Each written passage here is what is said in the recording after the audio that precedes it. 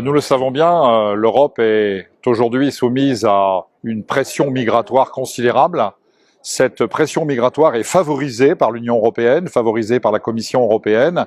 Nous l'avons vu encore récemment avec le pacte asile et immigration.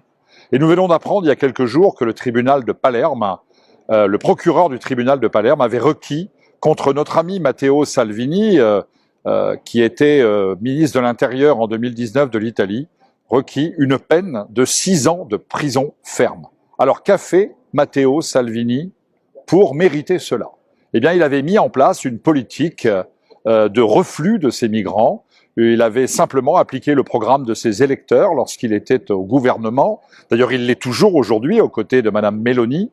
Et aujourd'hui, parce qu'il a mis en place cette politique de reflux de cette immigration clandestine favorisée par l'Union européenne et soutenue par les mafias de passeurs, eh bien, il est menacé d'aller en prison.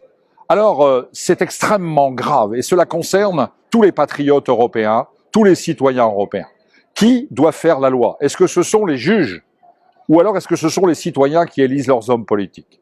Les députés du Rassemblement national, les députés du groupe Patriotes pour l'Europe, dans lesquels, je le rappelle, siègent nos amis italiens de la Lega de Matteo Salvini, sont tous solidaires avec Matteo Salvini.